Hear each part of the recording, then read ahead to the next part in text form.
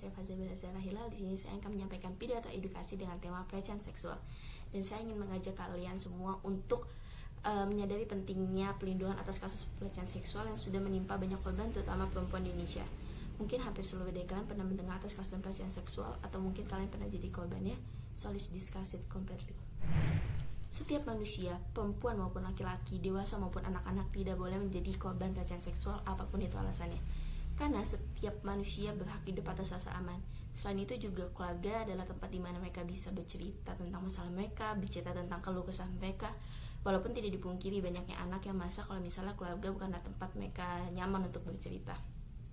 Untuk korban pelecehan seksual, jangan sampai menyalahkan diri sendiri, terlepas dari pakaian kita, terlepas dari lingkup pertemanan kita dan pekerjaan kita. Karena pada dasarnya yang memiliki masalah pada kepribadiannya adalah sang pelaku, dan sayangnya kita harus menjadi korbannya. Salah satu contoh, pada tahun 2013 dan 2014, seorang anak kelas 1 SD yang dilecehkan oleh ayah tirinya sendiri. Pada saat itu, korban memakai baju tidur yang biasa ia pakai sebelum tidur. Namun, hampir setiap hari, sang ayah mengajak korban untuk menonton film pornografi di ruang tengah apartemen milik ayah tirinya. Untuk melancarkan aksinya, sang ayah pun menakut-nakuti korban dengan akan diculik oleh makhluk halus, dan akhirnya mau tidak mau, korban menuruti sang pelaku. Kejadian ini berlangsung hampir 1 tahun sampai korban duduk di bangku 2 SD. Dan akhirnya sang pelaku mengakui apa yang telah ia lakukan kepada ibu korban dan melakukan selama 6 kali. Kabar terakhir ialah korban dalam tahap konseling dan penyembuhan, sedangkan sang pelaku dalam tahap penyelidikan polisi. Saya sering mendengar juga kalau misalnya banyak orang yang bilang pelecehan seksual itu terjadi karena pakaian yang kurang tertutup atau mungkin pakaiannya terlalu terbuka. Dan banyak juga asumsi masyarakat yang bilang kalau misalnya pelecehan seksual itu terjadi atas mau sama mau. Lalu bagaimana dengan kasus yang saya sebutkan barusan? Bagaimana anak berusia 5 tahun sudah mengerti hal-hal yang berbau dewasa? Memang nyatanya pelecehan seksual tidak mengenal waktu, tempat, dan siapa korbannya. Selain itu juga yang saya bingungkan, kenapa masyarakat juga banyak yang menyalahkan sang korban. Padahal pada nyatanya korbanlah yang banyak menanggung trauma nantinya. Dan kenapa juga pelaku tidak diajarkan untuk menahan hawa nafsunya dan menjaga cara pandangannya. Berdasarkan fakta, 64% wanita dan 11% pria pernah mengalami pelecehan seksual. Bahkan dalam 2 jam sekali, setidaknya ada 3 perempuan yang mengalami pelecehan seksual. Dan di tahun 2019, sebanyak 431.471 perempuan di Indonesia pernah mengalami pelecehan seksual, atau sama dengan 65% wanita di Indonesia pernah mengalami pelecehan seksual.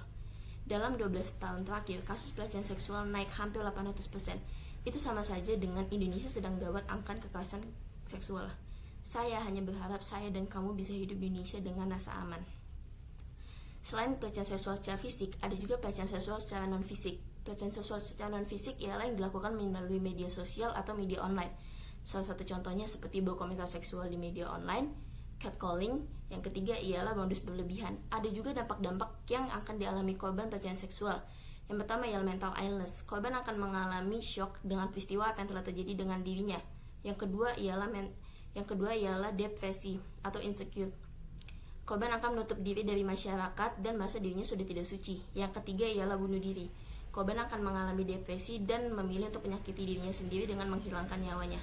Ada banyak perlindungan yang bisa dilakukan untuk korban pelecehan seksual. Perlindungan keluarga salah satu contohnya ialah tetap berada di sisi korban, mengajak korban liburan, dan mengajak korban keluar agar tidak menutup diri masyarakat. Untuk perlindungan hukum ialah dengan melindungi hak-hak korban, mengesahkan RUU PKS, dan hukuman vonis bagi pelaku. Saya, kamu, dan kita bisa menjadi korban pelecehan seksual di mana saja dan kapan saja. Jangan ada lagi korban pelecehan seksual tanpa adanya keadilan. Maka dari itu kita harus sahkan RUU PKS dengan menandatangani petisi yang sudah disediakan di berbagai platform media sosial. Sekian pidato dari saya berharap pidato saya bermanfaat, dan apapun itu alasannya, pelecehan seksual tidak pernah dibenarkan. Sekian, wassalamualaikum warahmatullahi wabarakatuh.